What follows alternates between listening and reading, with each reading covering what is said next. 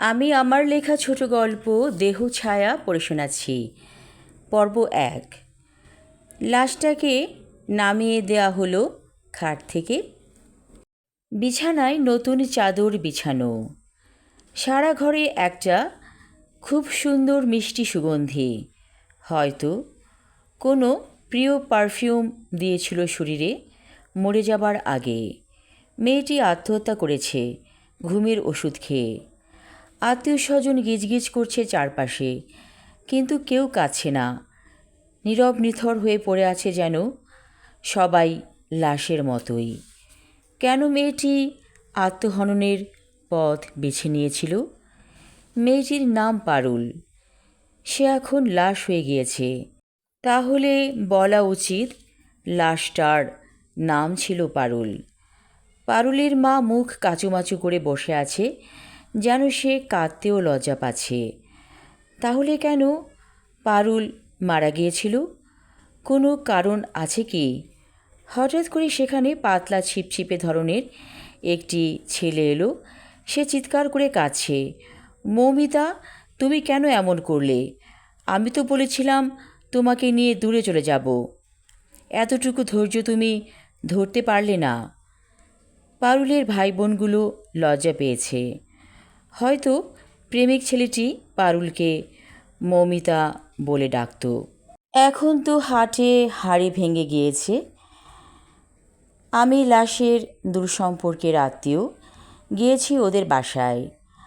আমি তখন স্কুলে পড়ি। লাশের পাশে অনেকগুলো মাছি ঘুরছে। হয়তো ওরা টের পেয়েছে পারুল নেই পৃথিবীতে। হ্যাঁ, পারুল আন্টি মারা গেছে।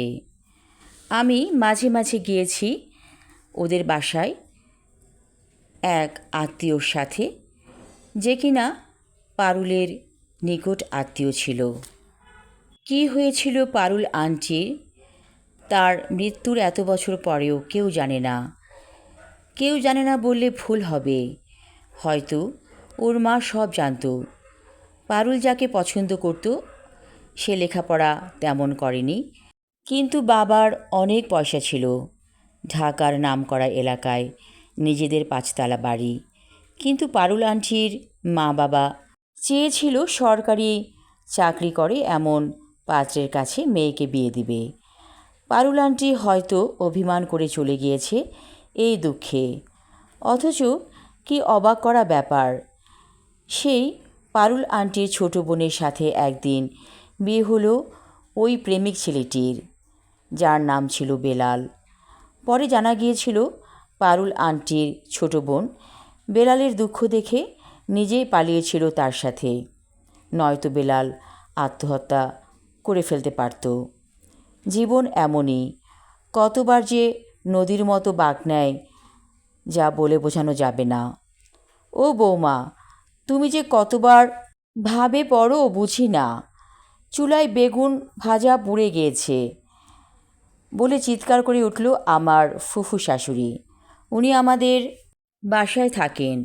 বিধবা মহিলা, ছেলেমেয়েরা সব বিদেশে থাকে।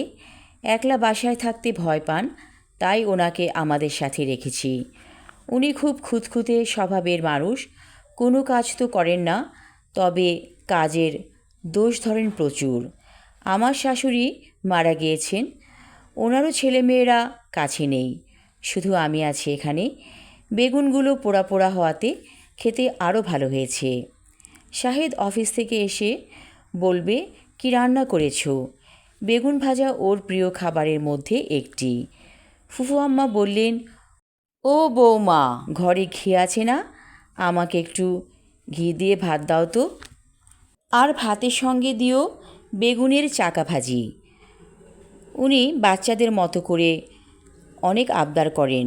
যখন রান্না হয়ে যায় তখন কখন খেতে পাবেন সেই আনন্দে যেন চোখ চকচক করে ওনার।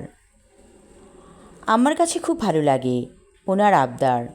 আমি 2 প্লেটে ভাত বেড়ে দিলাম। ও মা, 2 প্লেট কেন? আমি বললাম আমিও খাবো। ও তাই নাকি? আমার আবার একা খেতে ভালো লাগে না, এসো দুজনে খাই। বেগুন ভাজা খুব মচমচে হয়েছে। আর ঘিটাও বেশ খাঁটি।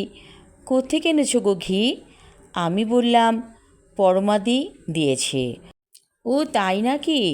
এই জন্যই তো এত সুঘ্রাণ। আসলে কলকাতার ঘি খুব ভালো। আমি বললাম, পরমাদি যখন কলকাতা যায় সেখান থেকে ঘি আনে। বৌমা, তুমি সবসময় পরমাকে বলবে তোমাকে যেন ঘি এনে দেয়। টাকা দিবে বেশি করে। 2 কেজি ঘি আনলে অনেক দিন চলে যাবে, কি বলো? আমি বললাম, ঠিক আছে, পরমাদিকে বলবো। আমি আমার লেখা ছোট গল্প দেহছায়া পর্ব 1 পড়লাম। পরবর্তী অংশ থাকবে আগামী পর্বে। ধন্যবাদ।